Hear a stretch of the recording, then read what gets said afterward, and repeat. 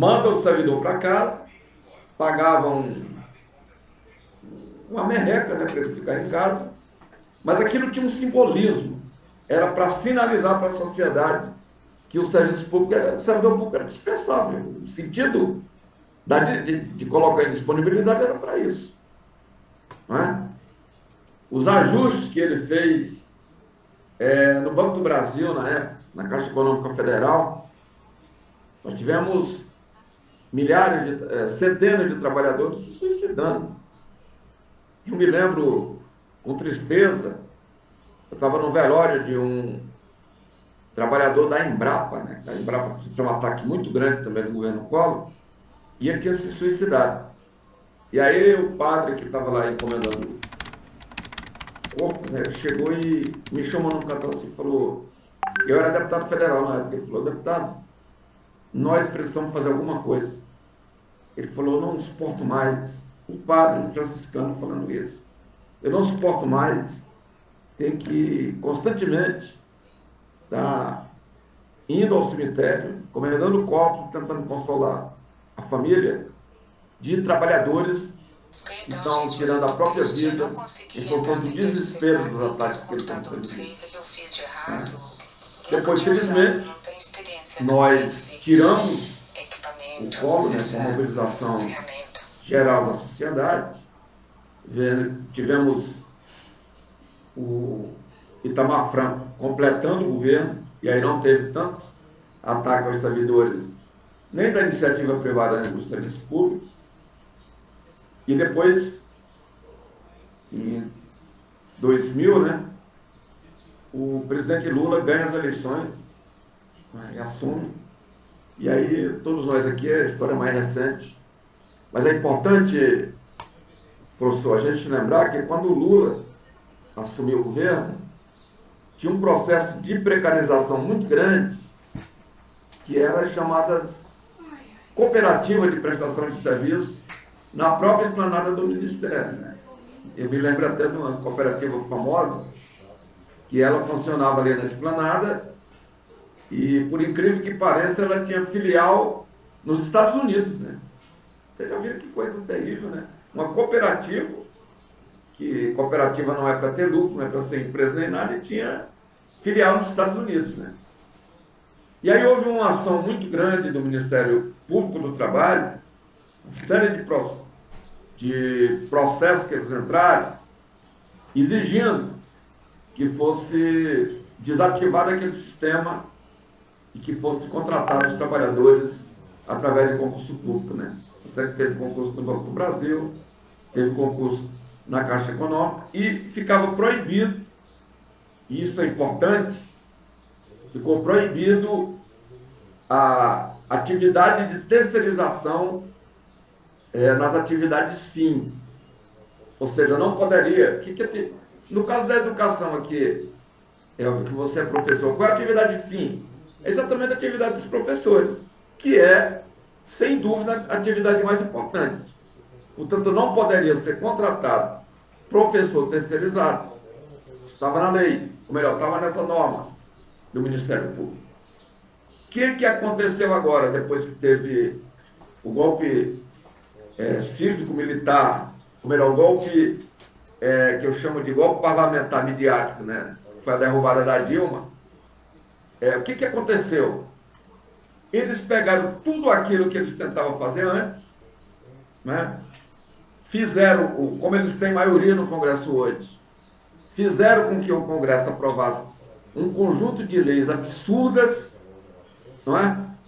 A gente está falando muito agora da reforma administrativa, mas as maiores maldades já foram feitas na reforma trabalhista que aconteceu e na reforma previdenciária. Na verdade, eles não precisam da reforma administrativa para fazer o que estão fazendo hoje, porque com a lei que foi aprovada da terceirização sem limites, e muita gente não prestou atenção nisso, a lei da terceirização sem limites, ela permite que o governador do Distrito Federal, governador de qualquer estado, aqui do estado de Goiás, ou o prefeito de qualquer município, se quiser contratar todos os trabalhadores da educação, eu estou dando exemplo da educação, porque nós estamos aqui numa conversa com estudantes e com educadores, se quiser pode contratar todo mundo através de uma empresa terceirizada. Você já viu o tamanho da gravidade disso? Se o Ibanez amanhã resolver contratar os professores através da Brasforte, né, que é a empresa do Roberto Negreiros, pode. A lei autoriza. Não precisa mais de concurso. Autoriza, e está na lei, autoriza, que é a terceirização sem limites. Mas quando a gente achava que eles tinham chegado ao limite da exploração, apareceu coisa pior. E que muita gente aplaudiu. A classe média gostou. Que é a questão da uberização do trabalho. Isso é pior do que a escravidão. Começou com o transporte, né? A gente vê aqueles pessoal que estava desempregado. Também aí compraram os carros, facilidade de comprar prestação e tudo, e passaram a ser operadora, chama de parceiro Uber, né? Veja a canalice, né? Instalado nos Estados Unidos, alguém pensou esse troço aí, e aí diz que é parceiro, né? Só que esse parceiro, ele não tem garantia nenhuma, e ele é obrigado a, hoje, pagar 27% do que ele ganha, fica para a plataforma Uber, ou a outra qualquer que venha. 27% do preço da passagem, né? Os caras são escravos hoje. E aí muita gente... Isso prejudicou sobremaneira o taxista, né? Que já era explorado. Hoje é uma categoria em extinção. Eu tomei uma decisão na minha vida. Até hoje, eu nunca entrei no Uber. Tem vezes que eu chego nos estados, aí nos hotéis, o pessoal ali já na recepção diz, eu falo, não, eu quero um táxi. Não, tem um transporte mais barato aqui, o senhor não quer não. Tem um Uber, eu falei, não quero mais caro. Eu quero um táxi mesmo. Né? Porque é uma maneira que eu encontrei de protestar contra essa exploração. Mas aí eles expandiram. Você pega hoje esses meninos, eu moro aqui na Ceilândia, aqui tem pouco, mas quem mora em Águas Claras talvez seja o lugar que tem mais, aqueles meninos transportando aquelas sacolas nas costas, né? Alguns a pé, mas a maioria está de bicicleta, né? Outros de moto. O trabalho que eles fazem, o que ele ganha durante o dia, muito embora ele esteja transportando alimentos, ele sente o cheiro da comida, mas ele não dá conta de comprar, né? Portanto, ele passa o dia trabalhando, transportando alimentos, mas ele não dá conta de comprar um sanduíche daquele que ele está transportando. Só da precarização e da miséria que é paga para eles. Como se não bastasse, que é uma outra categoria extremamente atacada, e o Ricardo Bezuini, quando entrar aqui, ele é bancário, ele vai poder falar melhor disso, que é a questão dos bancários, né? Nós tínhamos, na década de 80, né, quase 1 milhão de bancários no Brasil. Hoje a gente tem cerca de 300 mil bancários, portanto, cerca de 800, 900 mil bancários, ou melhor, cerca de 500 mil bancários desapareceram, porque muita gente está fazendo trabalho que era dos bancos. Inclusive, nós próprios, né? Quando a gente pega o celular aqui e fica operando uma série, você está fazendo um trabalho que era dos bancários que não precisa mais dos bancários. Eu converso com o pessoal de transporte de valores, que são aqueles vigilantes que operam naqueles carros que parecem um tanque de guerra, né? E eu tenho alertado a eles, dizendo, olha, isso aqui é uma categoria em extinção. Falei, mais 10, 15 anos, não vai existir essa modalidade de transporte de valores como tem hoje, né? Porque o dinheiro é de plástico. Você vai deixando de existir a cédula, né? E aí quem vai lidar com cédula é basicamente alguns saudosistas, né? Outra coisa muito grave que aconteceu, e vai no sentido da precarização, é o o sucateamento que foi feito, mas também, de maneira legal, a retirada de poderes da Justiça do Trabalho.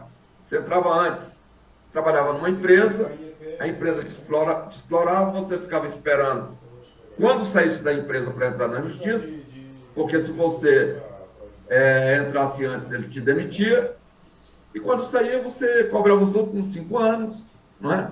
Se você perdesse a ação, se você ganhasse a ação, a empresa era obrigada a pagar sucumbência.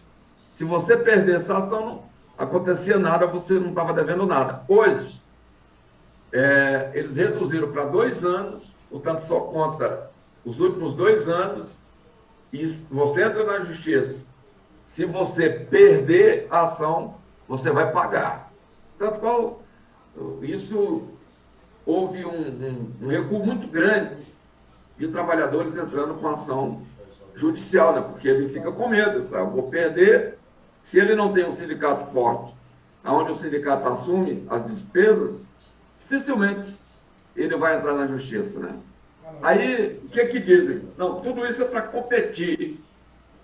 Não é a legislação trabalhista que impede a geração de emprego nem a competição. Não é. Até porque durante o governo Lula nós geramos 20 milhões de empregos e a legislação era a mesma. Portanto, não é.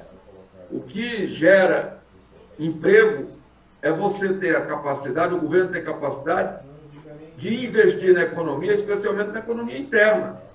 Como é que você consegue gerar emprego se você der poder de compra internamente, gente? A gente não pode ficar vivendo só de exportação.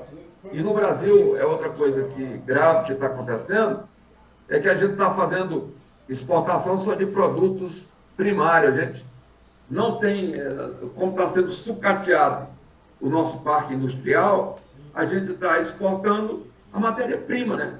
Aí você manda lá para a China o minério de ferro e você é obrigado a importar de volta nele processado, transformado em aço, né? A mesma coisa agora está acontecendo com o petróleo, né? O Brasil vende petróleo cru barato para fora, né? E aí importa gasolina e óleo diesel. Aí uma das explicações por que o preço está tão alto, além da questão da dolarização, né? Que foi dolarizado o preço do combustível e também acompanha o preço internacional. Portanto, estou dando algumas pistas, né?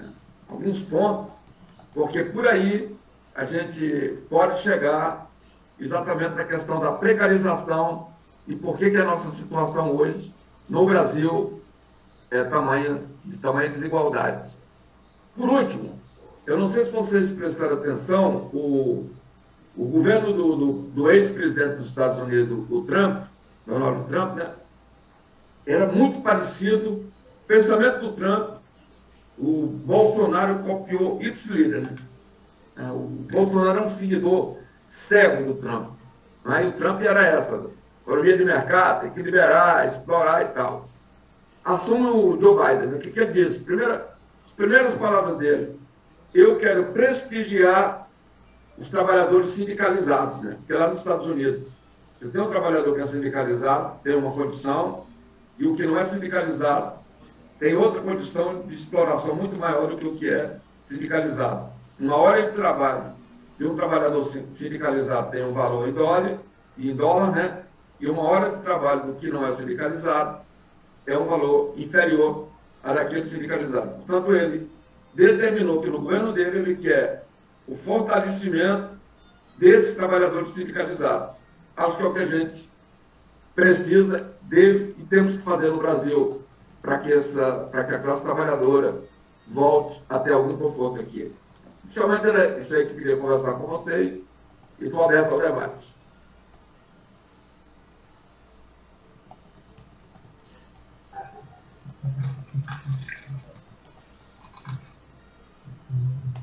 Então, deputado Chico Vigilante, primeiro, mais uma vez, não sei se está ouvindo bem aí, mais uma vez pedir desculpas pelas questões da tecnologia que acaba nos atrapalhando aqui, mas sobre a condição do trabalhador da educação, que nós somos da educação, a precarização do trabalho na educação, entra num ciclo vicioso, porque envolve, inclusive, tamanho de turma, tem que ter um professor com formação para isso, ele tem que ser licenciado em educação. E aí nós temos essa convivência entre os dois sistemas, o sistema privado e o sistema público, né? E sempre vai haver essa comparação. Mas, sobretudo, nós temos uma dificuldade, porque quando nós temos uma questão de diminuir a quantidade de professores, vamos pegar uma escola particular, por exemplo, o que é que eles fazem? Aumenta o número de alunos nas turmas. Quer dizer, então você tem aí um inchaço, turmas maiores por conta de menos professores.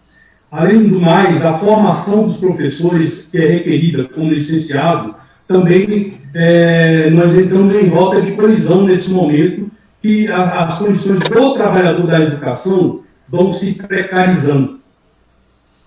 E nós queríamos ouvir alguma coisa também, mais especificamente com relação ao que souber, com relação à categoria dos professores.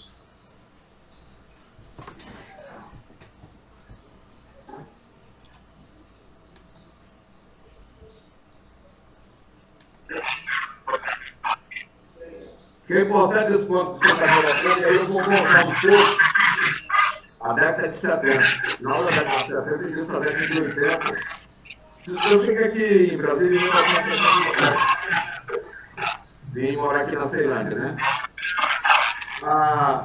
Se você verificar, naquela época, 80, 90, até 2000, praticamente a gente não tinha escola privada no Distrito Federal. Preponderante era a escola pública. Um detalhe é que os concursos sempre foram continuou sendo rigorosos. Quem não passava no concurso da Fundação Educacional era que ia ministrar aula nas escolas particulares, era isso? Eram os que não passavam, porque era atrativo a rede pública de educação do Distrito Federal. E aí foram acontecendo alguns fenômenos. A terceirização entrou na educação. Ela começou com o pessoal de limpeza. Hoje, praticamente, você não tem mais nenhum servidor da limpeza, né? E higienização seja do quadro, para ter empresa terceirizada. Os servidores dos serviços gerais, né, de higienização e limpeza das escolas, que era do quadro da Fundação e depois Secretaria, está um quadro em extinção. Depois veio a questão dos vigias das escolas, né, que foram trocados pela vigilância, a vigilância privada. Em seguida vieram o pessoal de merenda, né? Hoje, dificilmente, você encontra uma escola que ainda tenha merendeira do quadro. Praticamente não tem mais, né? São as merendeiras valorosas, companheiras de um duro danado, né? Até no número inferior do que é necessário, estão ali. Aí na questão dos professores, propriamente dito, que é a atividade fim. Quando eu ainda estava no governo Joaquim Roriz, eu fiz um levantamento do número de contratos temporários na Fundação Educacional, né? Depois virou secretaria. E aí nós entramos na Justiça.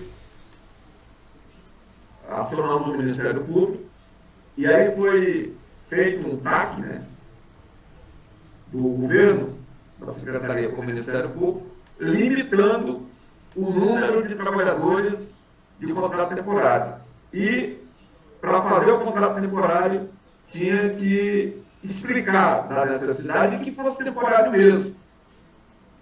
Nós tivemos praticamente as últimas nomeações de peso que aconteceu para a educação, foi no governo Aguinaldo. Né? De lá para cá, a gente não teve. E o que nós temos hoje? E parece que, se não me falha a memória, cerca de 50% hoje dos trabalhadores, professores da Secretaria de Educação do Distrito Federal são contrato temporário, é isso? Portanto, não há que se falar de carreira em contrato temporário. Como é que você vai ter carreira em contrato temporário? Você não tem. O contrato temporário é limitado, é dentro daquele período da contratação. Portanto, essa é uma questão a ser combatida. Voltar a ter concurso novamente para que os concursados sejam chamados, né, aprovados e contratados, e a gente reduzir sobremaneira essa questão do contrato temporário e que fique sendo temporário, que realmente é temporário, e não fazer do contrato temporário que eles estão fazendo, que é praticamente um contrato permanente. Portanto, a precarização na educação já aconteceu. A situação hoje é gravíssima e é preciso que todos nós estejamos unidos no sentido de combater isso.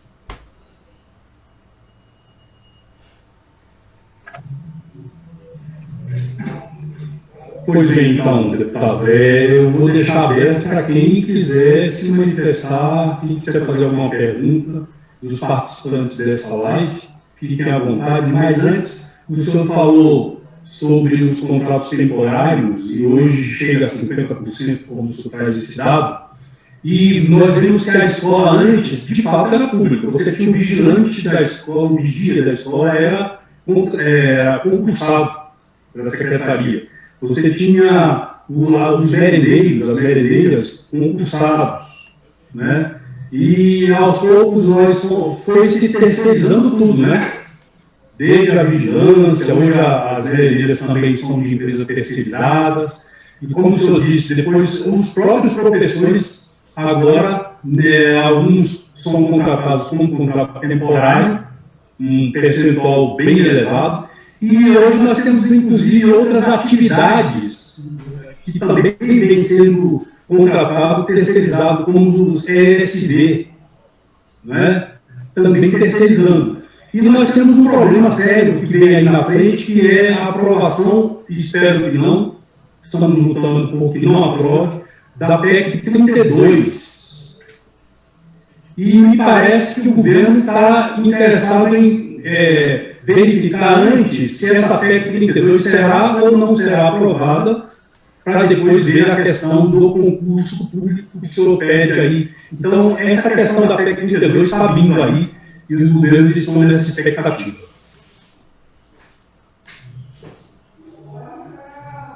Na verdade, a questão da PEC 32, o governo tem um objetivo claro, é poder nomear cerca de 900 mil cargos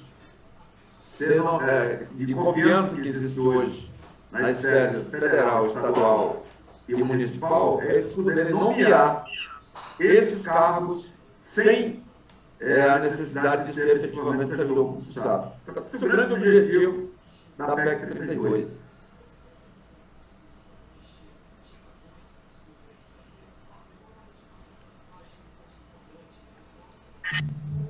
Bom, fica aberto aí para os colegas, professores, os alunos que quiserem fazer a pergunta ao deputado Chico Vigilante.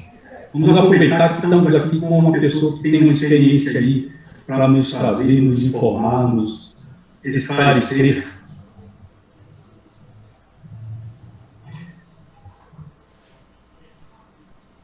Bom dia, deputado. Bom dia, colegas. Eu acho que tem um barulho, né? Eu queria conversar um pouco sobre essa questão da precarização do trabalho e também sobre essa questão do... Tem algumas leituras de alguns sociólogos, o Roberto De Masi, Domenico De Masi, ele é um sociólogo italiano, ele fala sobre o ócio criativo e ele fala da tecnologia como sendo algo positivo e também negativo. Ou seja, ela possibilita fazer com que nós, pessoas, tenhamos mais tempo livre, ou ela possibilita a gente perder trabalho, né? Como é o caso da uberização. Então, assim, Chico Vigilante, como a gente está num espaço de educação, eu acredito que futuramente, e eu estou percebendo muito que as tecnologias estão avançando para esse espaço, a figura do professor ela vai ficar como secundária. Ou seja, da mesma forma que hoje nós temos várias tecnologias na questão da vigilância, né? o senhor é da área de vigilância, que eu lembro, quando eu já conversei com o senhor em alguns outros momentos, essa tecnologia de vigilância ela também ocupou espaços de trabalho. Eu acredito que vai acontecer isso na educação, por exemplo, nas universidades que têm cursos à distância, o professor ele dá aula para mais de 100 alunos, até 1.000 alunos, depende o componente curricular que ele está organizando.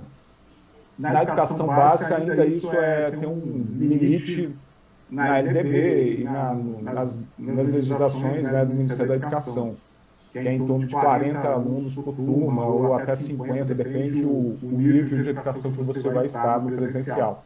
Então, assim, eu acredito que a gente vai ter uma diminuição, como aconteceu com os bancários, né? A tecnologia ela vai fazer isso.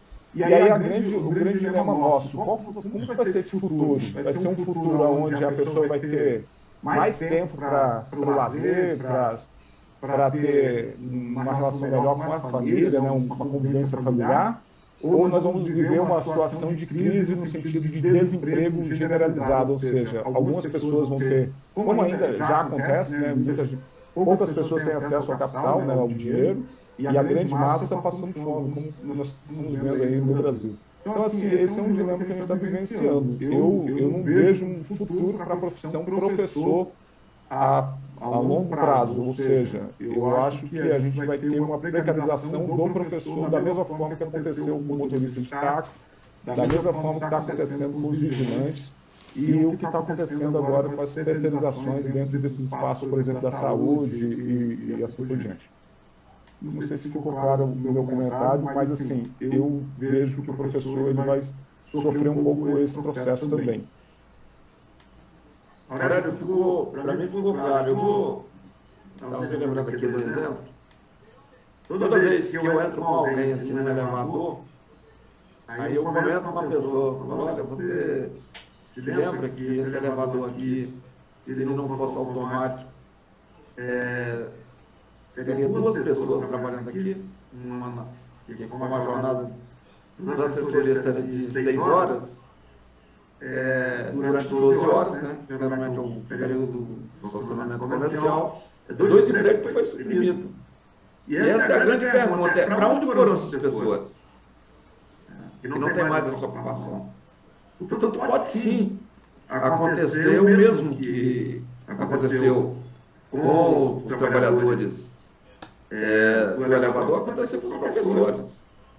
Você pega uma outra, é um conjunto de profissões que foram desaparecendo com a questão da chamada modernização, da modernidade, né? Você pega alfaiate, né? Nós estamos aqui 84 pessoas aqui nessa sala. Quem manda fazer roupa através de um alfaiate? A gente vai na loja e compra feita, não é isso? E é um sistema altamente industrializado, onde uma máquina já chega tudo cortado, tudo pronto ali, né? E ainda tem mais. Na ponta, a precarização maior disso. Você vai na Riachuelo, compra uma roupa lá na Riachuelo, tudo bem, você sai de lá vestido. Só que preço, que custo social.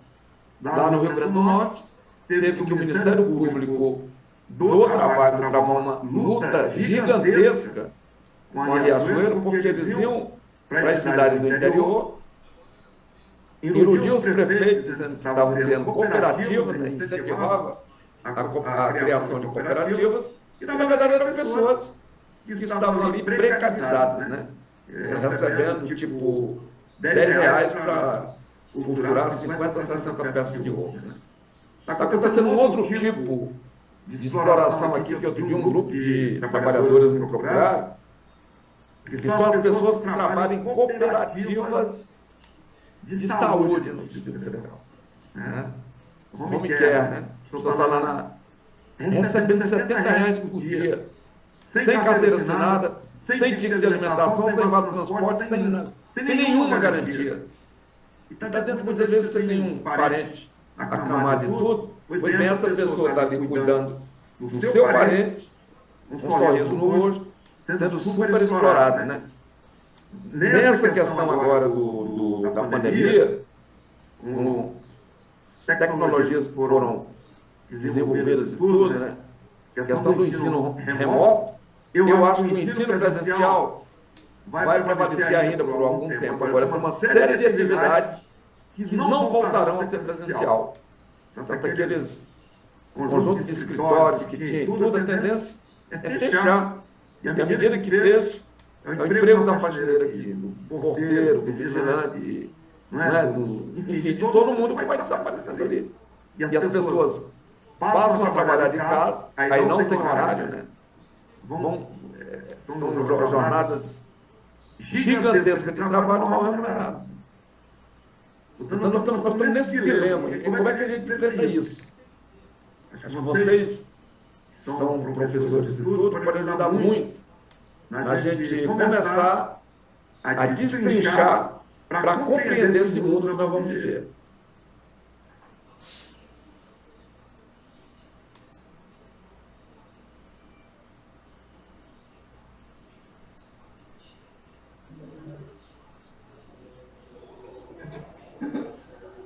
Então, mais alguém queira continuar aqui a nossa conversa?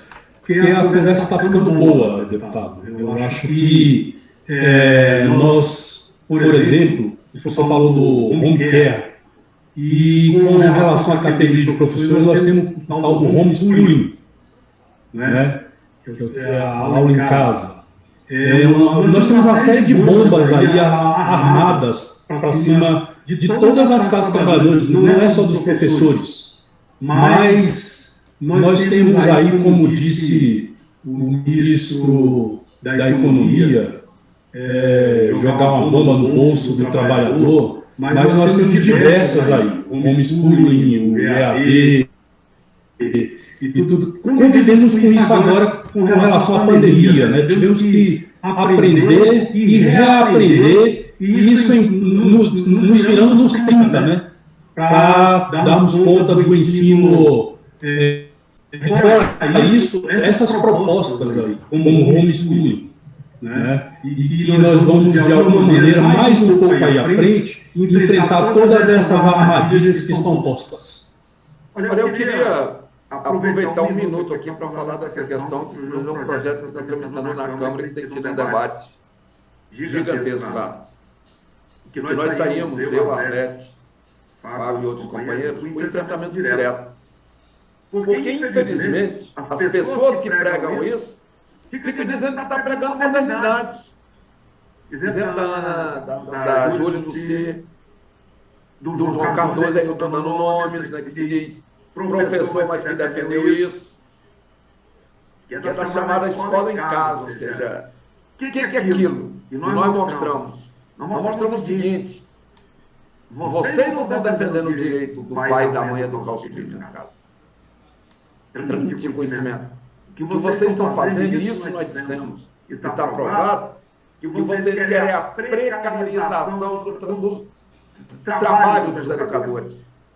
Ao invés de ser contratado, mesmo pela escola privada, que já explora bastante, ou através de um concurso público na rede pública de ensino, vocês estão dizendo que o pai ou a mãe pode contratar e pagar o que quiser para uma moça ou um rapaz ir na casa ministrar as aulas. É isso que vocês estão dizendo. E nós mostramos que era isso que estava sendo feito. E é o que será feito, efetivamente, se a gente deixar essa coisa se implementar no Distrito Federal. É realmente uma vergonha. Eu fico com vergonha das pessoas que propõem, defendem e apoiam esse tipo de iniciativa.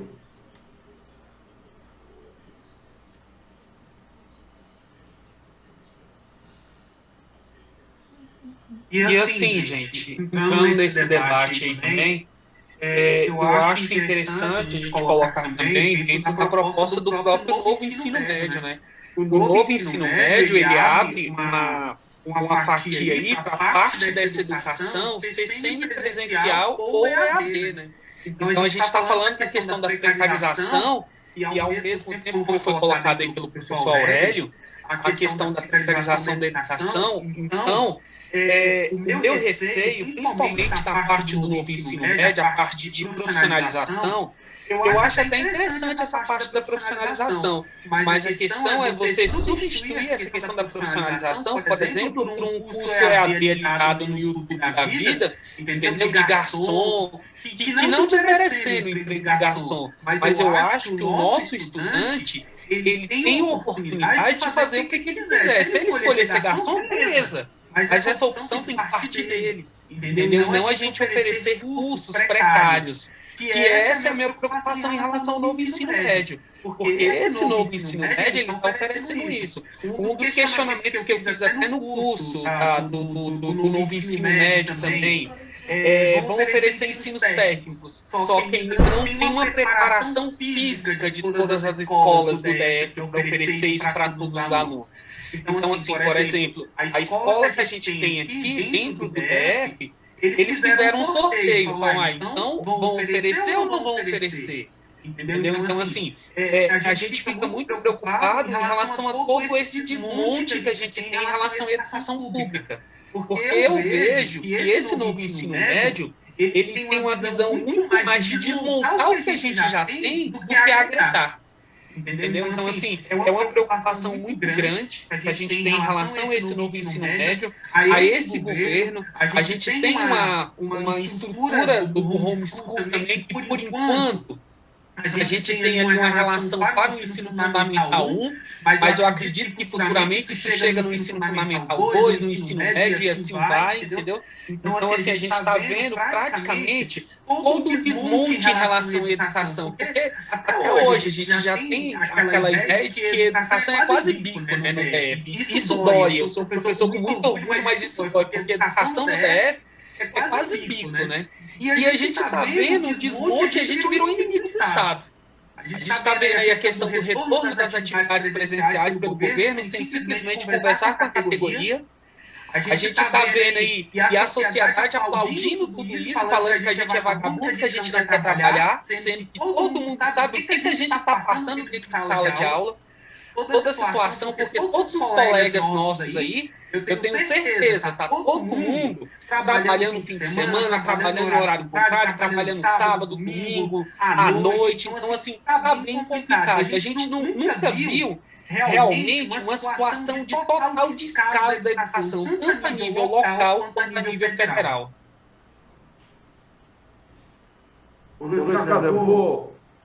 Eu vou voltar e comentar um pouco do que você falou, mas eu vou ali rapidamente apagar o fogo numa panela que a minha esposa saiu e deixou o fogo aceso, eu vou lá apagar.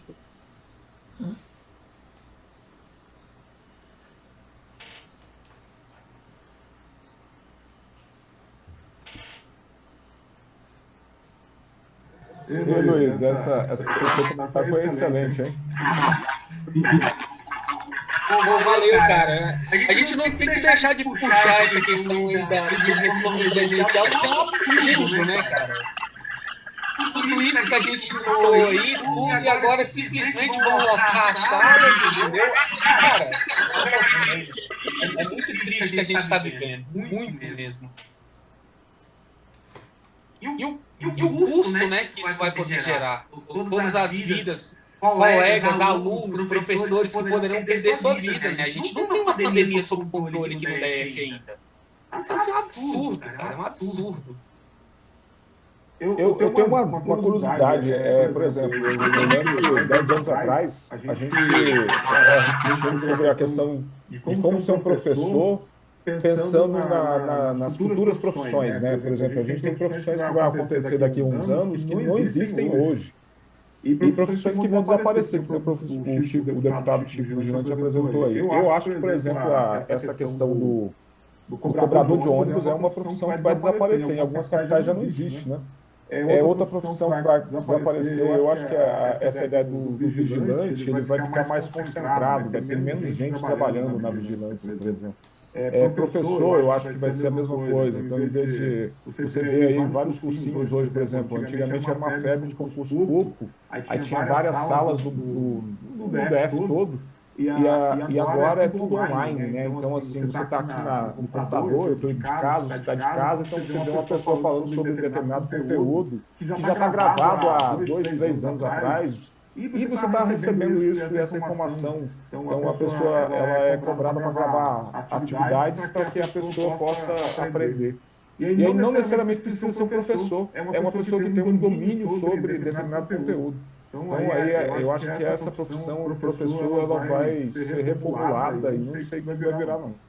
E na verdade, né, Aurélio, isso já acontece na escola particular, ó, há muito tempo. Porque na escola particular, o engenheiro dá aula, o médico dá aula, entendeu? Isso já acontece na escola particular, ó, há muito tempo. Então, assim, é algo que chega a ser desumano. O médico vai lá, dá aula numa escola particular da vida aí, entendeu? Vixe, eu conheci vários, entendeu? Conheci vários colegas aí dando aula aí que não eram professores.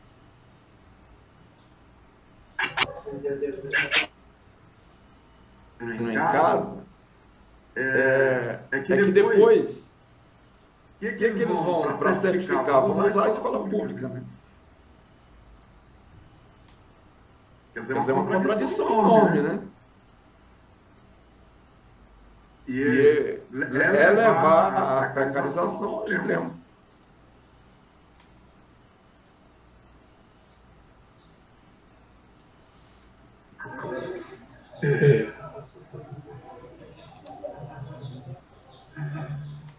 De todo modo, deputado Chico Vigilante, o comentário aqui do colega Luiz e do Aurélio, que estiveram comentando aqui, de todo modo, o que o senhor fala ao usar a estrutura da escola pública, o empresariado utilizou do Estado para isso. As grandes empresas se montaram com o dinheiro do BNDES.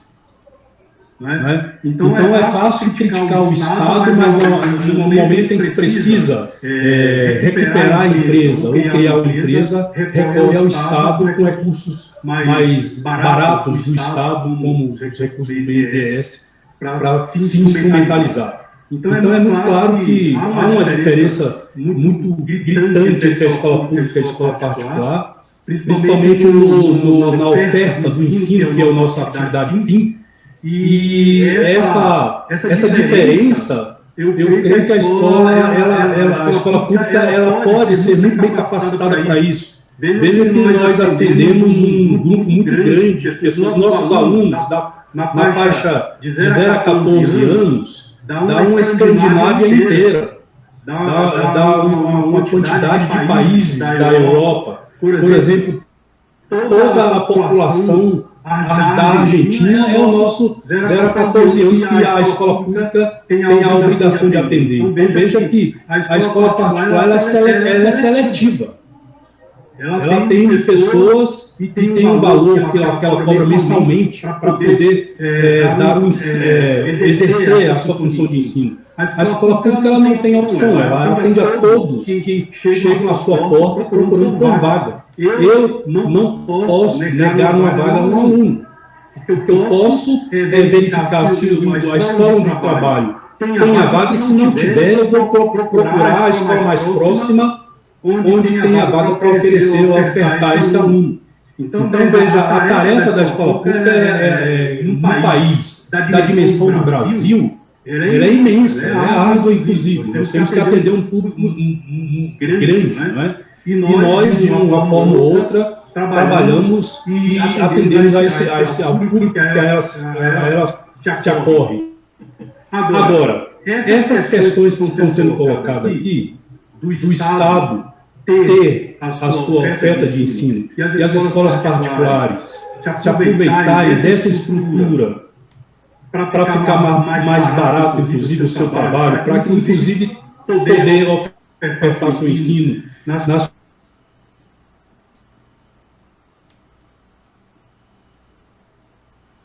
acho que o Elcio trabalha. Mas eu estou vendo aqui o Marcos, ele diz aqui que o Estado virou inimigo do povo. Não, o Estado não virou inimigo do povo. O problema é que tem alguns segmentos, que aí vão dar nome, se você prestar atenção numa série de programas da Rede Globo de televisão, principalmente quando ela tinha mais audiência do que tem hoje, era o tempo todo falando mal do serviço público. Não é? Cacete no serviço público. E aí as pessoas, tudo que é público no Brasil, as pessoas acham que não presta. Mas agora, essa pandemia do coronavírus está demonstrando a importância efetiva que tem o serviço público de saúde no Brasil. Porque as pessoas falam mal do serviço público, mas quando isso eu estava verificando outro dia, nos Estados Unidos, tem milhares de pessoas agora que vão perder as casas, porque para se tratar, como lá não tem um sistema de saúde pública idêntico que tem aqui no Brasil, tiveram que hipotecar as casas para poder fazer o tratamento. Os hospitais agora estão sendo tomados as casas deles. Graças a Deus salvaram a vida, mas perderam as casas. Aqui todo mundo se trata no serviço público e não paga nada.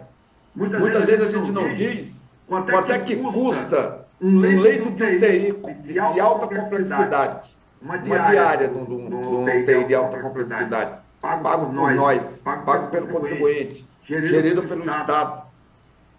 Tem tratamentos onde uma cápsula de remédio custa R$12.000, uma cápsula. Quem é que paga? O SUS, Sistema Único de Saúde. A mesma coisa vale para a educação. Eu fico muito feliz, porque eu estou vendo agora que tem escolas, que mesmo as pessoas vivem em uma, onde os diretores estão colocando na fachada interna da escola o nome do tanto de menino da escola pública, que só estudou na escola pública e que está passando para a Universidade de Brasília ou para outras universidades importantes. O grande problema no Brasil é que, infelizmente, não está tendo investimento na ciência. Os nossos cientistas estão indo embora. Vocês já prestaram atenção que boa parte das pesquisas que estão se desenvolvendo no mundo hoje, chefiadas por brasileiros e brasileiras, que saíram do Brasil porque não tiveram mais apoio, estão lá fora chefiando equipes importantes. Portanto, eu acho que é dever nosso, sabe, esclarecer, defender e apoiar o serviço público.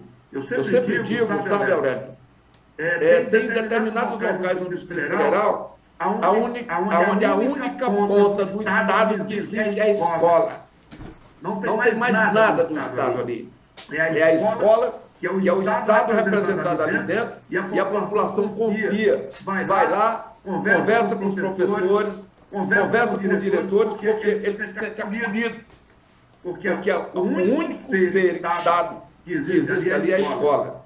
Isso acontece aqui no Pôr do Sol, isso acontece no Arapuanga, isso acontece lá aqui em algumas regiões aqui no Sol Nascente, e acontece especialmente na área rural de Brasília, né, do Distrito Federal.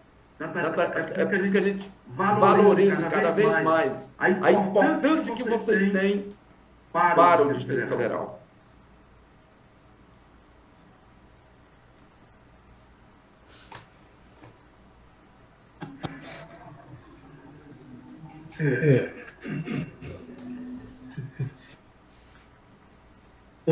Fora essa situação, deputado, temos que pensar naqueles alunos de escolas particulares que são mantidos pelo poder público, não é? Tem uma boa parcela também de bolsistas nas escolas particulares que são os recursos que saem do poder público para essas escolas para manterem esses alunos estudando em escolas particulares. Tem um valor bastante elevado também. Acho importante, eu tive bastante alunos aqui na sala, mesmo vocês não estudando nos institutos federais, é bom dar uma passada lá para ver. Ali é serviço público, não é? Ali foi implantado pelo governo que se preocupou com a educação. Vai aqui no Instituto Federal de Ceilândia, Instituto Federal de Samambaia, Instituto Federal de São Sebastião, lá do Gama. É muito importante a gente ver funcionando e ver que ali é serviço público. Porque muitas vezes, e é comum no Brasil se falar dos impostos, os impostos são exatamente para sustentar essas estruturas que são fundamentais para a sociedade. Quando alguma pessoa da classe média baixa chega para mim reclamando de imposto e tudo, eu falei, beleza, meu amigo. Você precisa de escola, não precisa? Você precisa de segurança, não precisa? Você precisa de saúde, não precisa? Você precisa de estrada, rua arrumada, não precisa? Pois é, meu amigão. Aí é os impostos. O problema no Brasil é que a gente é incapaz, espero que a gente chegue um dia, de cobrar mais dos ricos e menos dos pobres, né? Porque rico no Brasil não paga imposto. Esse é o grande problema e isso certamente a gente vai corrigir.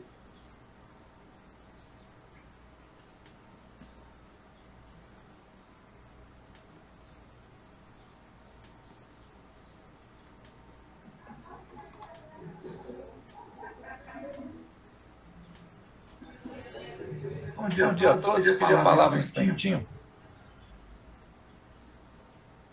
Bom, chegamos a esse ponto, deputados. Pois não, fique à vontade. Sim, Cláudio. Eu queria fazer uma ponderação, partindo do que o professor Eliel falou, e também do deputado vigilante. Primeiro eu sou professor, né? E eu sou muito feliz em ter trabalhado em excelentes escolas em Ceilândia. Comecei no 3, depois no 10, depois no 9 e agora no 2. São escolas que me deixam muito feliz pela qualidade, né? Tanto do corpo da direção quanto do corpo docente, né? Mas assim, na condição de pai, de cidadão, a gente também tem que falar que existem algumas escolas que deixam muito a desejar, né? E assim, eu acho que fazer uma ponderação no sentido de defender o trabalho do trabalhador, né, público, eu acho que existe uma falta de cobrança, né? Assim, eu acho, uma palavra, eu sempre disse, uma frase que eu sempre digo é o seguinte: o professor tem que ter a liberdade de trabalhar do jeito que ele quiser. Ele não precisa chegar até o final do livro didático, mas ele tem que ser capaz de explicar por quê.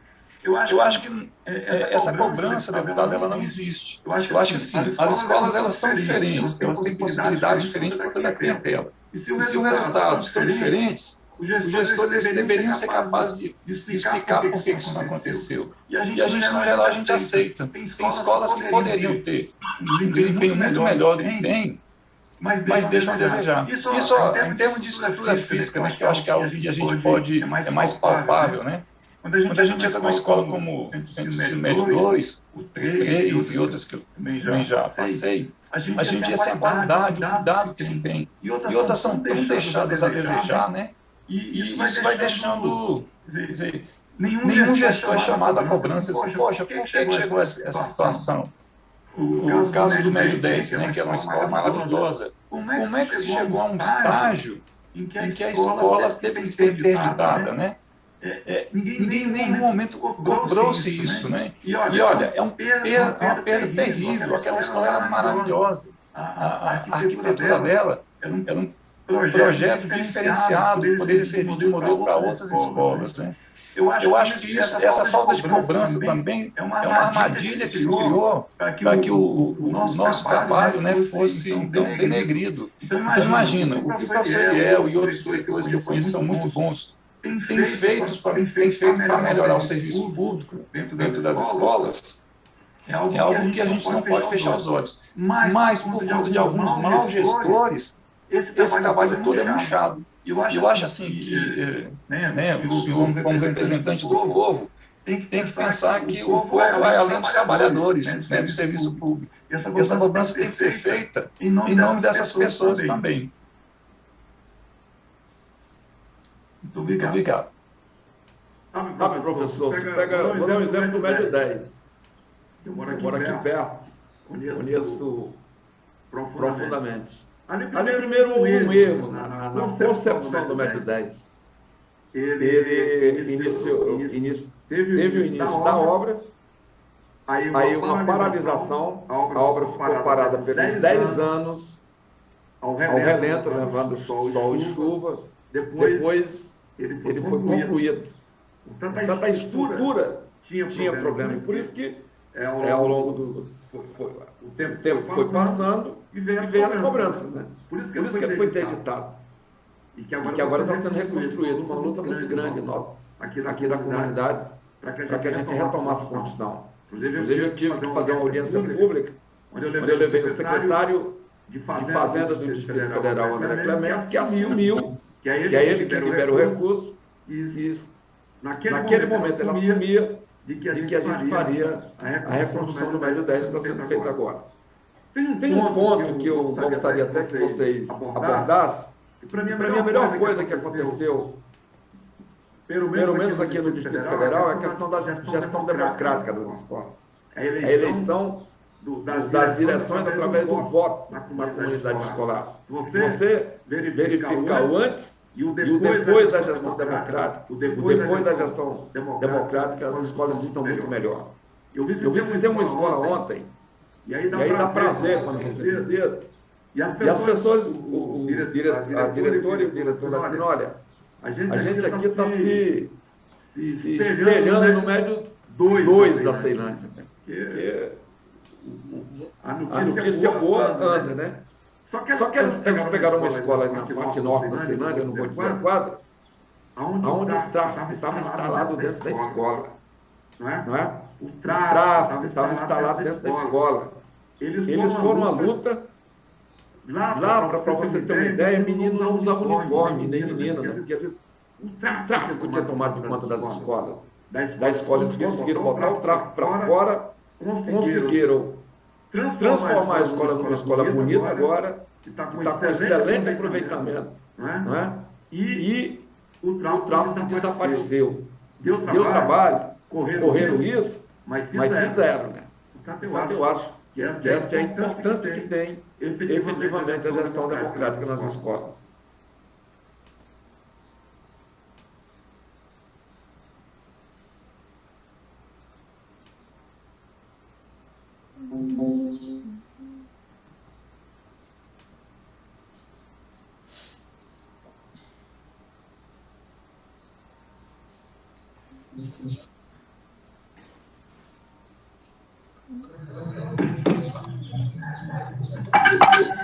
Deputado, e deixa eu fazer uma pergunta também.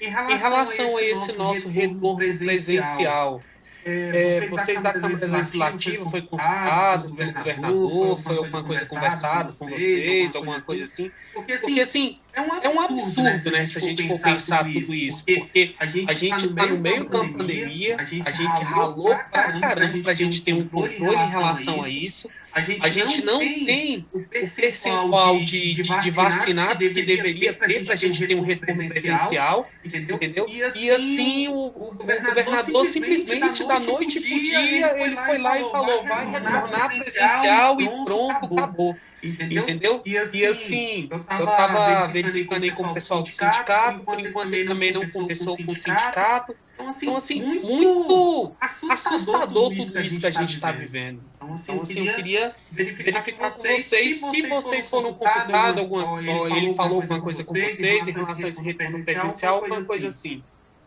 Eu vou falar rapidamente, porque o Ricardo mesmo já está aqui na sala, falar rapidamente para que ele possa ter um tempo maior com vocês. Professor Luiz é o seguinte, professor Luiz Carlos, primeiro deu muito trabalho para a gente segurar até agora.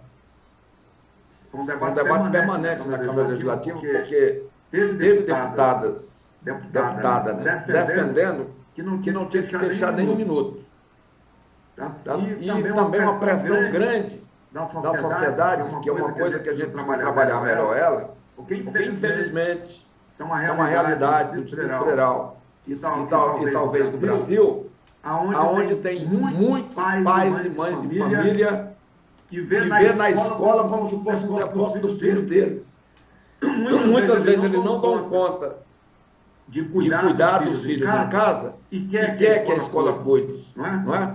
Não pressiona o tanto que pressiona em função da educação, é porque ele não suporta os filhos em casa, aí quer que a escola esteja aberta para ele. Então, nós seguramos até agora, né? Até onde deu. Nesse momento, eu te digo, não tem clima para a gente continuar com as escolas sem as aulas presenciais. Infelizmente. Eu gostaria que só voltasse, e é o que a gente tem defendido, quando todo mundo estivesse vacinado. Quando eu estou dizendo todo mundo, passo dos jovens, adolescentes, idosos, aos 90 anos, né? Tanto, depois que todo mundo tivesse vacinado com as 2 doses, aí sim eu acho que era o momento do retorno presencial.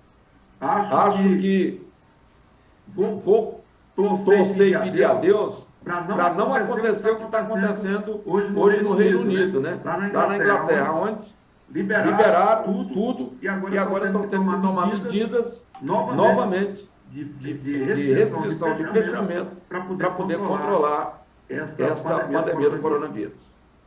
Mas era isso. O Ricardo já está aí na sala, queria o Eliel para passar aí para o Ricardo. Tem boas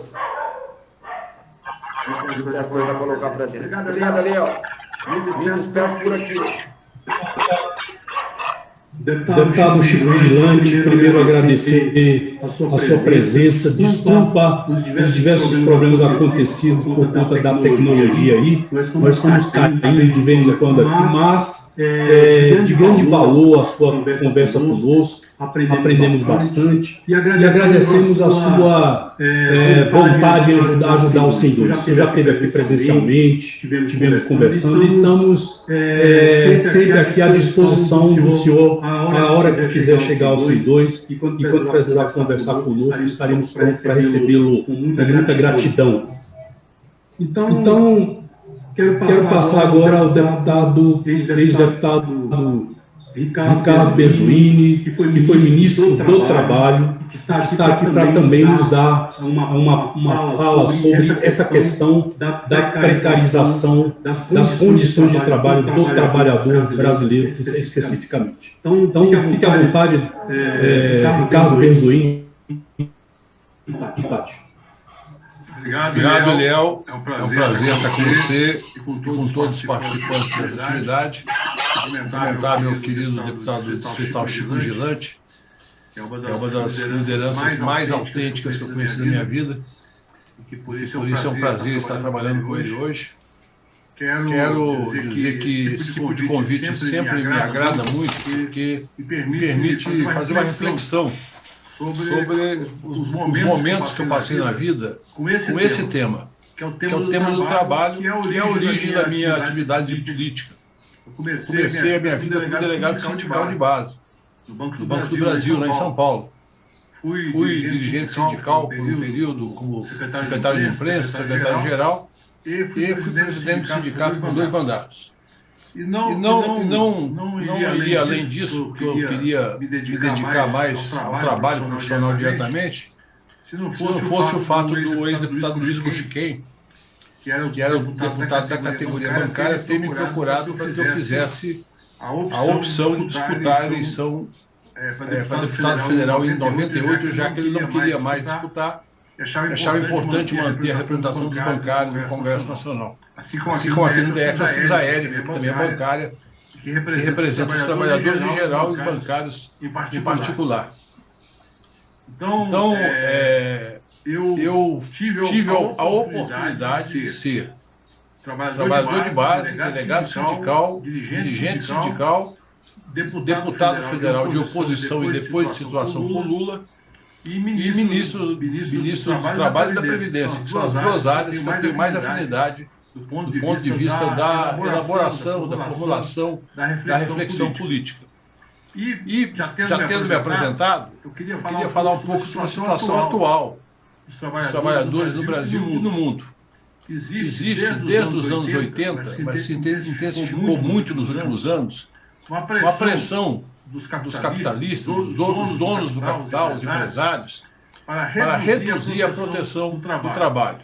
A gente precisa lembrar por que surgiu a proteção do trabalho. De onde vem esse conjunto de leis trabalhistas, que em alguns países é maior, em outros é menor, mas é sempre um conjunto de legislações que protegem o trabalho. Porque a relação entre quem emprega e quem depende do seu trabalho para viver é muito desequilibrada. Quem emprega, quase sempre, há exceções, evidentemente, é uma pessoa rica, muito rica, bilionário, que não depende daquela atividade ali para viver. Mas ele quer explorar o trabalho dos outros para lucrar e acumular mais. Então o empresário ele tem o poder de dizer você vai trabalhar comigo ou não. ou você está trabalhando comigo e eu vou te demitir. Então você se criou ao longo do século XX uma série de legislações, inclusive a Organização Internacional do Trabalho, que é um dos órgãos da ONU, que protege essa relação na medida do possível. Evidentemente, é sempre uma relação desequilibrada. E com essas reformas que ocorreram, não foi só no Brasil, ocorreu na Argentina, ocorreu no México, ocorreu na Europa, em vários países. Aqui no Brasil, mais recentemente, a pior delas, com o Michel Temer, em 2017. O objetivo qual que é? É fragilizar ainda mais o trabalhador. O Chico Vigilante, por exemplo, ele chegou em Brasília ainda na ditadura militar, liderou uma greve sem ter sindicato, e por conta do ambiente político da época, que era o fim da ditadura, e por conta da coragem daqueles trabalhadores, conseguiu fazer a greve, ser vitorioso, assinar um acordo coletivo, e em pouco tempo depois tinha um sindicato, que existe até hoje, é um sindicato forte e representativo. Se você não tem sindicatos, e no caso do Brasil nós temos o Ministério Público do Trabalho, que também desenvolve um papel importante, principalmente quando tem procuradores interessados em cumprir a sua função pública, se você não tiver esses instrumentos, você não consegue defender o trabalhador. Por exemplo, eu fui dirigente dos bancários em São Paulo por 10 anos. Várias vezes a gente localizava terceirização irregular, que a gente chamava de interposição fraudulenta de mão de obra. Várias vezes a gente descobriu, por exemplo, falsas cooperativas. O banco montava uma cooperativa falsa para reduzir seu custo. E o sindicato ia lá, às vezes com o Ministério Público, às vezes só o sindicato, e criávamos uma estratégia para impedir que aquela exploração continuasse daquele jeito. E quase sempre tínhamos sucesso. Nos anos 90, por exemplo, o Bradesco, o Itaú, da época o Unibanco, que era um banco separado, outros bancos, criaram o autoatendimento por telefone. Então, eram inúmeros locais de trabalho, que tem alguém com o microfone aberto para interferência. Mas eram locais de trabalho onde tinha 1.000, 1.500, 2.000 trabalhadores com direitos inferiores ao da categoria bancária. Com isso, a gente tinha que ir lá, montar estratégia, mobilizar os trabalhadores, fazer greve. Olha só, e o trabalhador que não tem sindicato? Porque o sindicato é fraco, o sindicato corrompido pelos empresários. Então, hoje nós temos no governo Bolsonaro a busca por parte do governo, do empresariado, de enfraquecer cada vez mais os trabalhadores. Eu acho que não tem como a gente resolver esse problema, não. Está bem alto. Então, existe um quadro, evidentemente, de grande dificuldade para os trabalhadores. Você vê que vários sindicatos não estão conseguindo fazer acordo coletivo, ou fazer acordo coletivo com reajustes inferiores à inflação. A fiscalização das condições de trabalho está muito pior. Os sindicatos estão com menos dinheiro, com menos capacidade de funcionar adequadamente. E, evidentemente, isso é um problema para a classe trabalhadora. O Brasil é um dos países que tem a pior desigualdade social do mundo.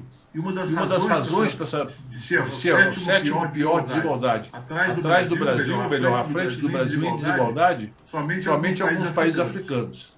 E uma das características dessa desigualdade é que o Brasil tem uma relação entre o lucro e os salários, onde os salários representam menos de 40% da renda nacional. E os lucros e aluguéis e juros representam 60% ou mais da renda nacional. Se você for para a Europa, é o inverso. Normalmente os lucros, juros e aluguéis representam 30% da renda nacional. E os salários, a remuneração do trabalho representa 70% da renda nacional. Ou seja, um país para ser desenvolvido, ele precisa ter mercado interno. Durante os governos que a gente participou, que eu participei, que o Chico apoiou, nós tivemos um esforço do governo. Eu participei com esse trabalho desse esforço, mas outros também vieram depois de mim, para aumentar a fiscalização, apoiar a negociação coletiva, combater o trabalho escravo, combater o trabalho infantil e combater a precariedade das cooperativas e das terceirizações. Com isso, o número de trabalhadores formais cresceu quase 50%. Nós geramos 20 milhões de empregos e criamos a condição para ser um período que o desemprego foi o mais baixo da nossa história. No último ano do primeiro mandato da presidenta Dilma, o desemprego chegou a 4,3%. Quem acompanhou a obra do aeroporto aqui, do estádio, viu que tinham trabalhadores paraguaios, tinham trabalhadores haitianos, tinham trabalhadores da África e alguns engenheiros portugueses.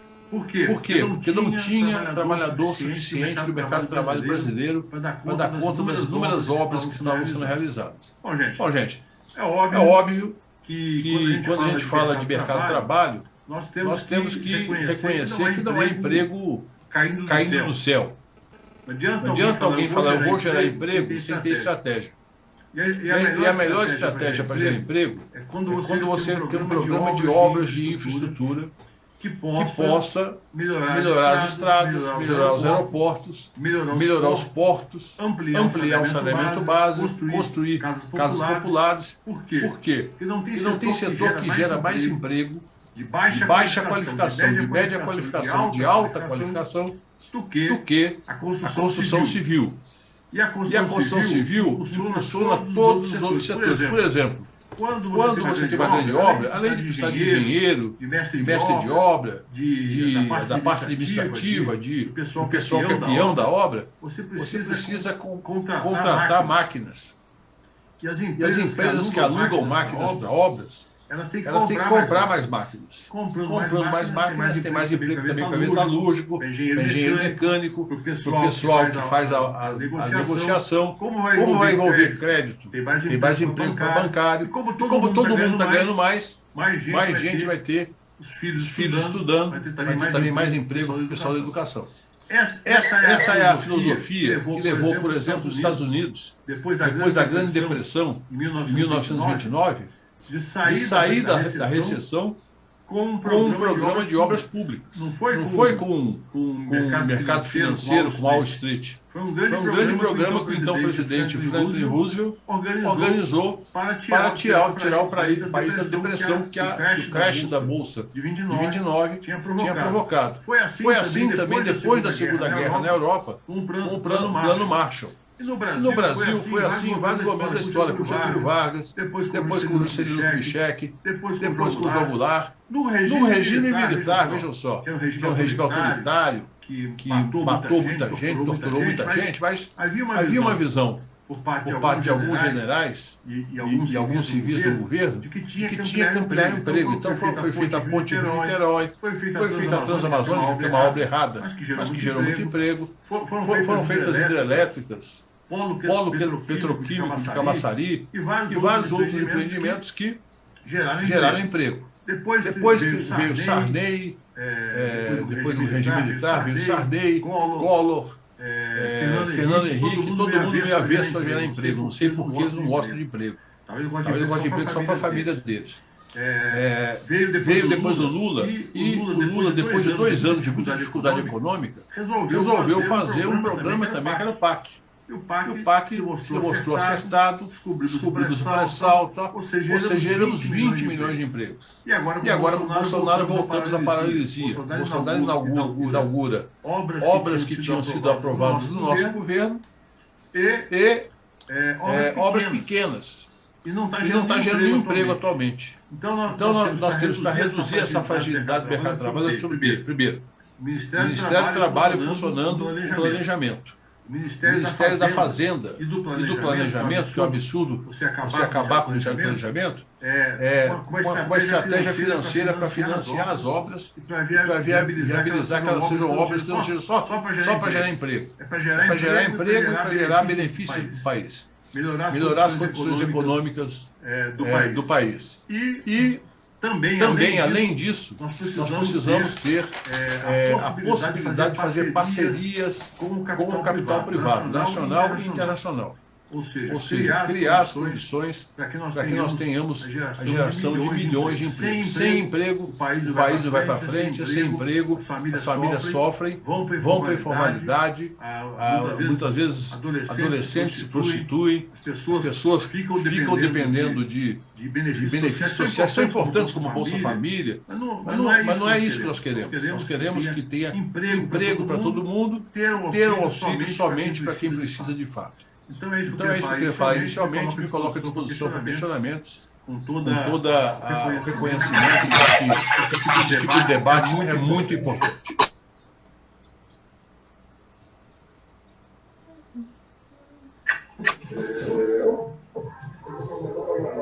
Obrigado, deputado e ministro Ricardo Berzoini, pela sua fala, sempre muito esclarecedora.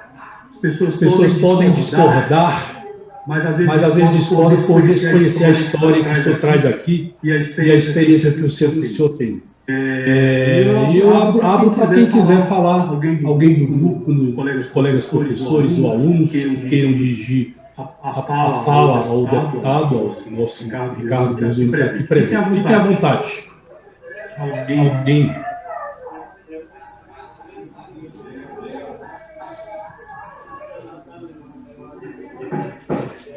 Eu adianto aqui, Ricardo Berzoini, uma pergunta, então, até que as pessoas que queiram participar se acertem aí. Relativamente, nós conversamos com o deputado Chico Vigilante, ele falou relativamente aos professores. E eu dizia ali, naquele momento, de que, com relação aos professores, a questão da precarização do mercado de trabalho, do trabalho do professor, precarização do trabalho do professor, ele gera um círculo vicioso, que é, por exemplo, uma relação professor-aluno, nessa razão, a razão professor-aluno, ou seja, aumento de alunos em sala de aula, né? O professor precisa de uma formação, precisa ter professores, ou seja, um trabalhador licenciado para poder estar em sala de aula como regente. Então, essa precarização com relação especificamente aos professores tem uma outra questão, que é esse ciclo vicioso que acaba por prejudicar o trabalho dele, que é de ensinar.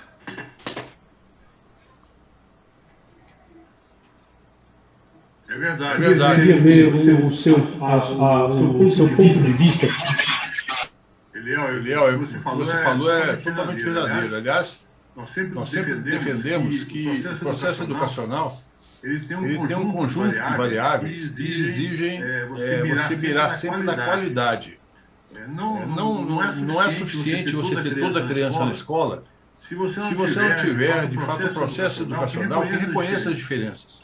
Eu fiz escola pública quando criança em São Paulo, numa escola que tinha a característica de um lado era um bairro de classe média, onde eu residia, do outro lado da escola era um bairro muito pobre. E para mim foi muito importante, porque nós convivíamos crianças de classe média e crianças pobres juntos. E eu percebi lá atrás que eu tinha até por conta da minha situação socioeconômica, melhores condições de aprendizado do que outras crianças. E eu comecei, inclusive, a formar minha consciência social para reconhecer que não basta dizer que está todo mundo na escola.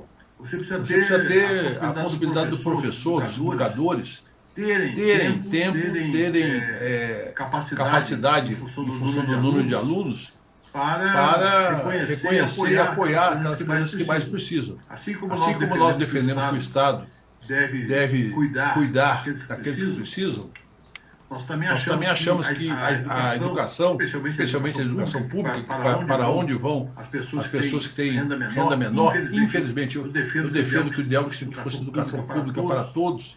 Como eu fiz escola pública em São Paulo, mesmo podendo na época frequentar a escola particular, a minha família optou pela escola pública, e nós precisamos ter um processo inclusive de apoio fora do período de aula, que é um processo que tem resultados magníficos. Se melhora muito o desempenho quando você tem um apoio extra sala de aula, com os alunos que têm dificuldades possam ter o apoio importante de superar aquelas dificuldades e caminhar com suas próprias pernas durante o restante do período. E também tem as questões, inclusive, emocionais, né? A questão de crianças que vivem em um ambiente violento e conturbado, que sofrem violência, que assistem à violência e que precisam efetivamente de uma atenção especial. Além disso, a questão da educação inclusiva, ou seja, você ter a convivência de pessoas que são portadoras de deficiência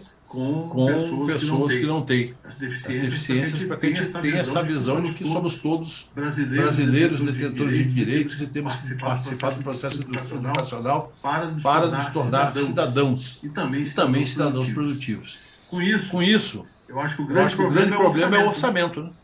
O orçamento público vem sendo pressionado por regras fiscais que são restritivas e que provocam um quadro em que o governo começa a cortar aquilo que o governo interpreta pela sua visão que não é necessário. Com isso, se há um número elevado de alunos na sala de aula, você não tem esse contraturno com apoio pedagógico e você, além de tudo, ainda tem o problema da remuneração.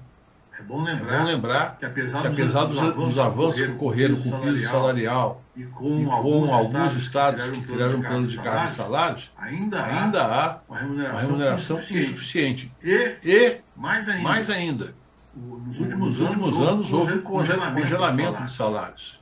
E a inflação está subindo. Ou seja, o professor está na sala de aula preocupado se ele vai conseguir pagar a conta de luz, se vai conseguir pagar o supermercado, e obviamente a sua atenção vai ser menor em relação àquilo que ele está vivendo na hora que é a sala de aula, ele tem uma preocupação que é a sua sobrevivência. É óbvio que isso varia de pessoa para pessoa, de remuneração para remuneração, mas a inflação atinge a todos. Ou seja, quem já está ocupado de vida um pouco melhor passa a ter dificuldades. E quem vivia no limite da sobrevivência, no pagamento das contas básicas, passa a não conseguir pagar nem essas contas. Ou seja, é um impacto muito grande no processo pedagógico.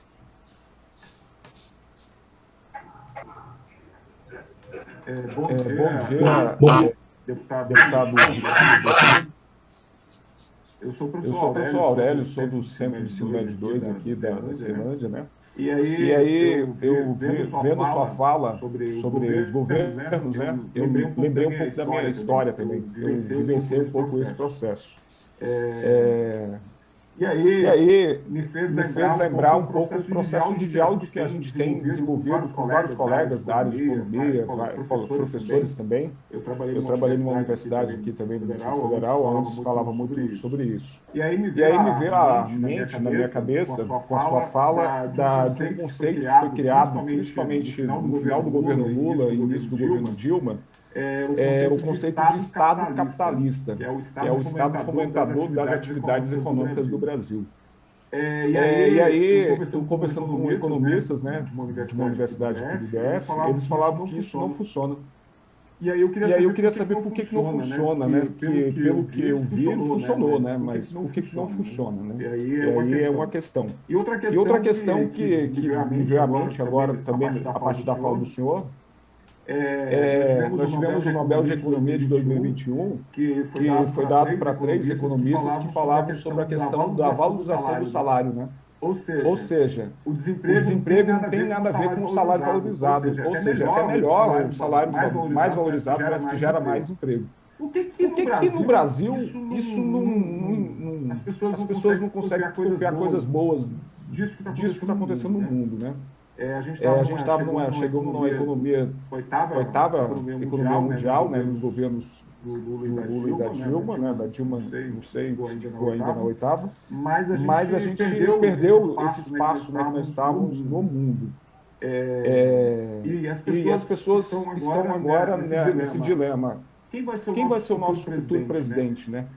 Quem vai resolver o nosso problema, né, de econômico, social que está acontecendo aí? A gente está vivenciando situações alarmes de pessoas correndo atrás de caminhão de lixo para comer.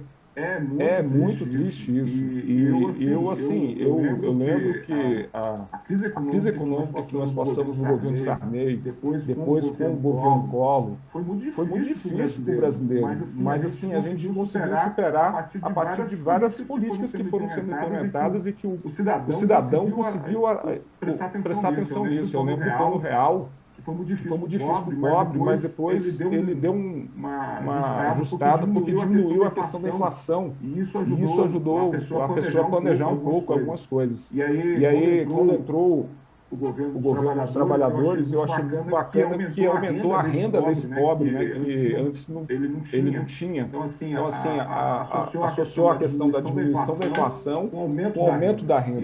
E aí a gente viveu, até chegou no momento de um pleno emprego.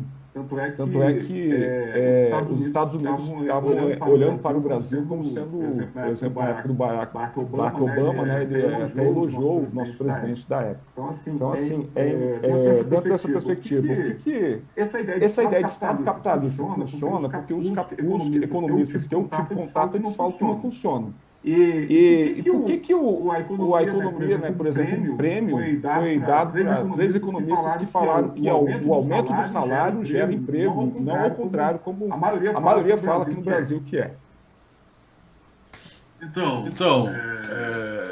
Aurélio, eu queria começar indicando um livro para quem queira estudar mais essa questão da relação do Estado com a economia produtiva.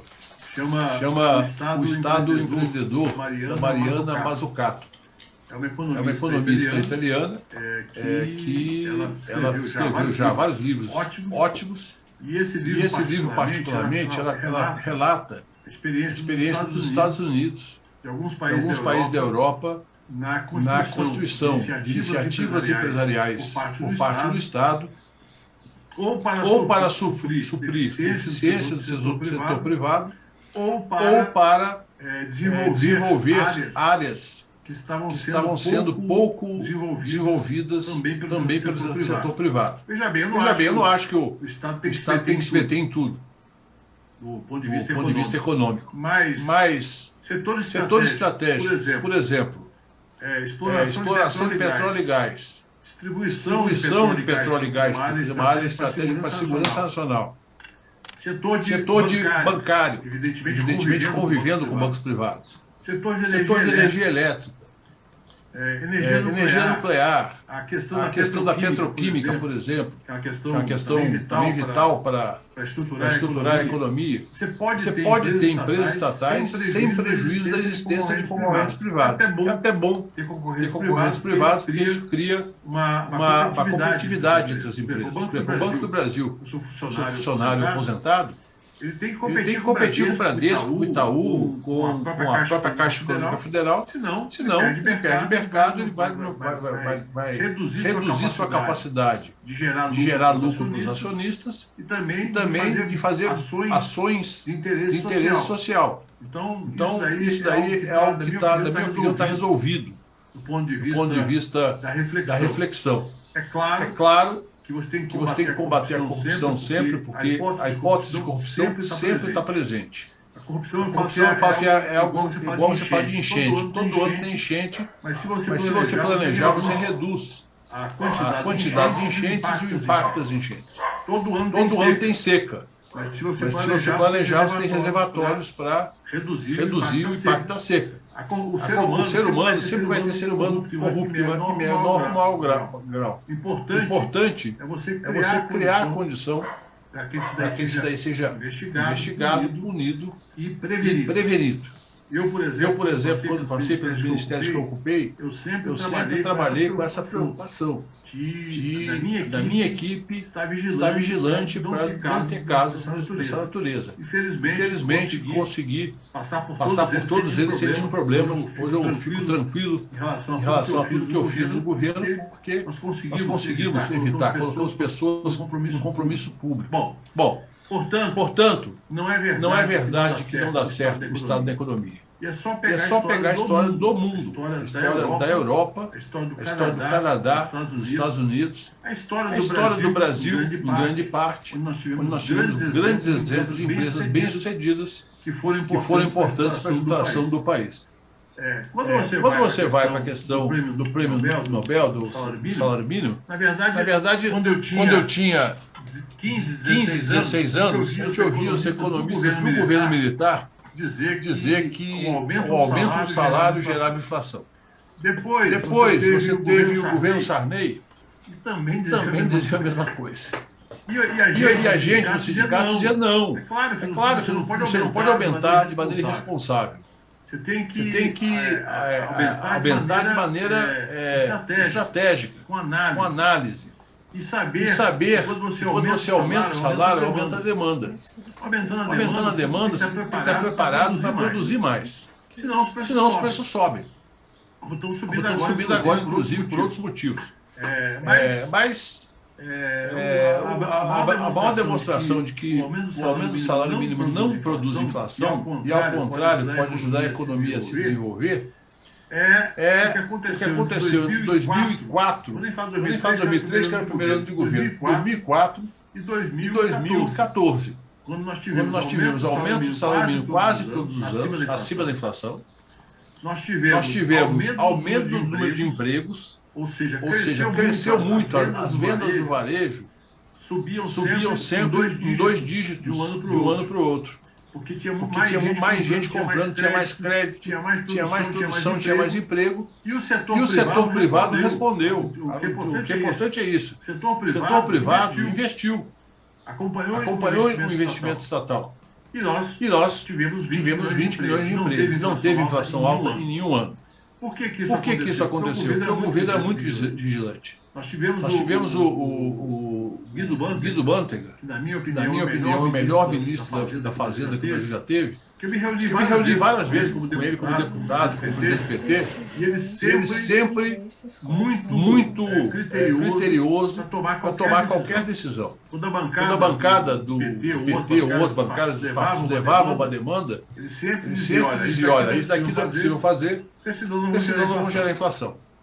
E eu fiquei muito feliz de ver esse prêmio Nobel deste ano, porque exatamente demonstrou, consolidou no estudo econômico criterioso de economistas liberais, que são economistas socialistas, reconhecendo aquilo que nós sempre dissemos. A participação do trabalhador da renda nacional, ela gera bem-estar social, e melhora o ambiente econômico, reduz o endividamento das famílias. Eu concluo reproduzindo o que o Joe Biden falou recentemente. Ele diz o seguinte, numa mensagem para os sindicatos: quem construiu a riqueza dos Estados Unidos não foi Wall Street. Foram sindicatos que pressionaram as empresas, conquistaram melhores salários, virou um mercado interno forte, uma economia pujante. Quem não concorda com isso acaba muitas vezes atravancando o progresso de um país como o Brasil. Poderia ter hoje, essas famílias estão buscando proteínas no lixo, poderiam estar empregadas, como estiveram em 2014, quando nós vimos a falta de trabalhadores nas obras que ocorriam no Brasil, no aeroporto, no estádio, no BRT do Gama, nas rupas, nas creches. Tinha tanta obra. A gente ficava até às vezes assustado com a quantidade de obra que tinha. E o Brasil na época, chegou não a 8ª, viu? Ele chegou a 6ª economia do mundo. E o Lula até brincou com a França e com a Inglaterra, dizendo o seguinte: a França e a Alemanha, não tinha passado o Reino Unido. Dizendo o seguinte, vamos chegar a ser a 4ª economia do mundo. Depois veio toda a crise e tal, e nós não conseguimos chegar. Hoje somos a 13ª economia do mundo, porque esse governo deixou o dólar se valorizar demais. E o dólar hoje está pressionando o combustível, pressionando os alimentos. Por toda essa inflação que está aí, não é de demanda, é inflação de dólar. E por isso as pessoas estão com dificuldade até de comer. Ok. Chegamos aí a mais de meio-dia e 4, deputado. E alguém mais quer fazer alguma intervenção para nós encerrarmos? Então, vamos almoçar, né? Jesuíno.